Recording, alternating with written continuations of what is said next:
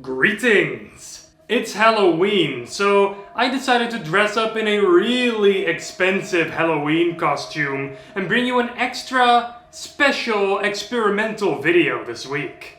Okay, you know what? Maybe this costume isn't the most expensive or impressive in the world. I actually flushed my wallet down the toilet. Long story.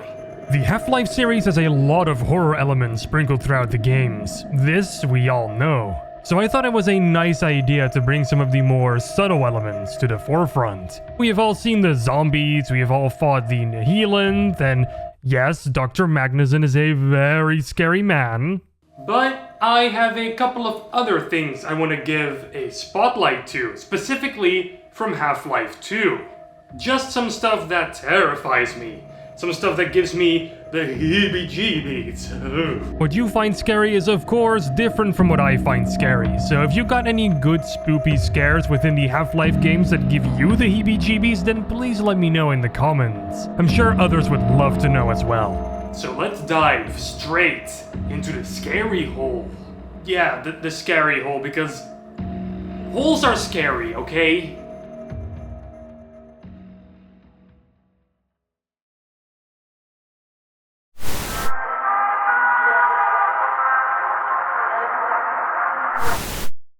Imagine this.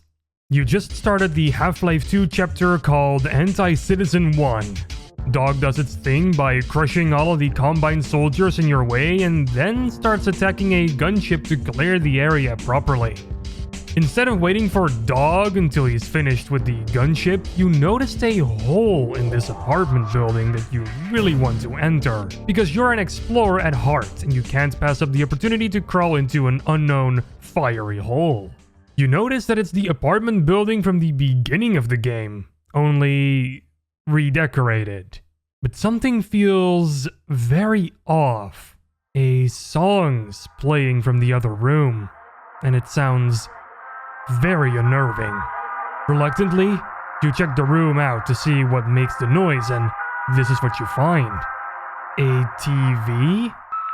And who's that on it? G-Man? And just like that, his broadcast ended. Okay, so several questions might come up into your mind, like how the TV was broadcasting this thing in the first place.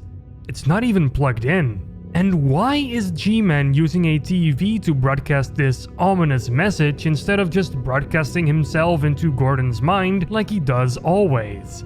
Guess whatever he wanted to express here isn't that important. Now, the imagery is certainly strange. G-Man is standing on a boat with a crow right behind him flying in place. I have thought about the meaning of it, but I haven't figured it out yet. Maybe he's foreshadowing the Borealis? Nah, that would be a bit of a stretch, wouldn't it? But it's actually the music that's making me feel the most uneasy here. The tones and the distorted sound this TV spews out is the stuff of nightmares. If I'd hear this in the middle of the night while I'm trying to sleep, I'd leave my apartment straight away.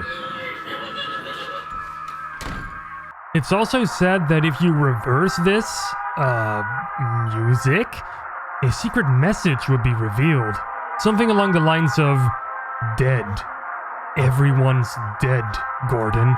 But honestly, I think that's more of a case of pareidolia than anything. That doesn't take away the creepy factor of this music though. Yeah, no, this is definitely not going in my Groovy Boops playlist on Spotify.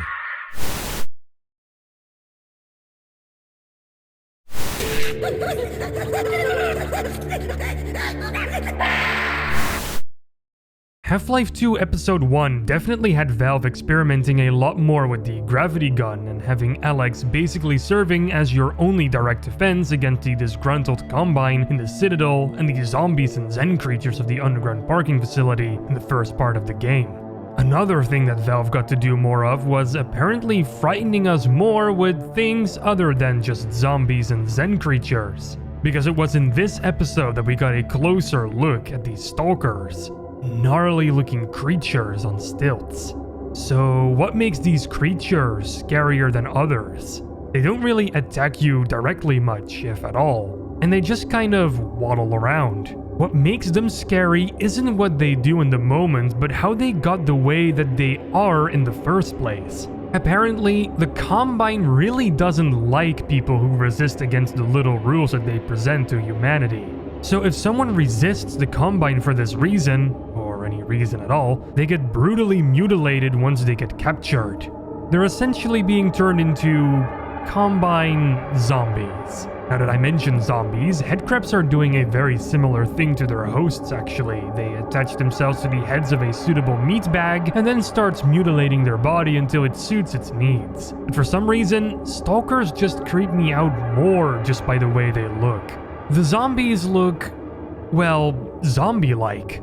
But the Stalkers look just human enough still to evoke a feeling of terror inside anyone who comes across these creatures. And that's why they scare me. The little bit of humanity left in them, and how much was taken away from them. To quote Alex, I hope they don't remember who they were.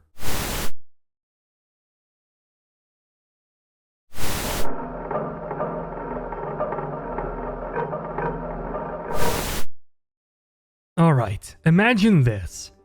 You're playing Half-Life 2 at 4:30 in the morning, and you reach the Sand Traps chapter. But while you're driving through a pretty normal looking tunnel, stuff suddenly becomes less normal. Your path is blocked with vehicles and debris. Zombies start to awaken because you smell like bacon and they like that. And you have to get out of your buggy to clear the path.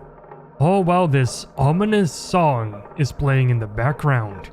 This song is called HL2 Song 11 in the game files and sounds pretty darn scary and makes this tunnel all the more unnerving to be suddenly stuck in. The song is also known as Sand Traps if you want to look it up on YouTube for yourself. But it doesn't seem to be included in the official soundtrack for the game, which makes the existence of this song weirder and more mysterious. The music, the atmosphere, and the baddies you gotta fight in this area make it a pretty scary care package of nightmares and a weird feeling that something might be behind you in real life. You better check, by the way, just in case. So there you have it. Those are some of the scary findings that I in particular find the creepiest in Half-Life 2. Like I said before, this is purely my opinion and you might find those things not creepy at all. That's why I asked you at the start of the video to put your favorite scares in the comments below. That way we can start a conversation about this and really celebrate Half-Life during Halloween. You know where else we celebrate Half-Life beyond Halloween? On our social media pages, of course. Our Twitter and our Facebook are both linked down in the description below, as well as an invite link to our Discord server, which is worth joining if you really love talking about Half-Life. Don't forget that we have our very own community platform as well that you can sign up for.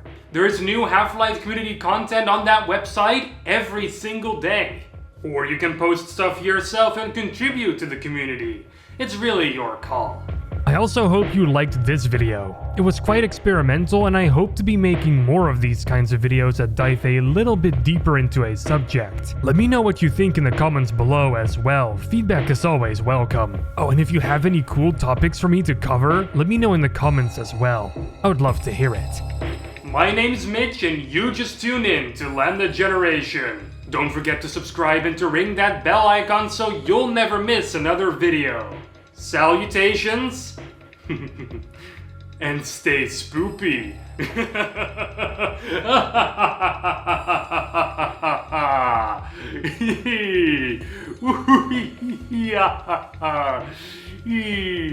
I'm still bad at evil laughs.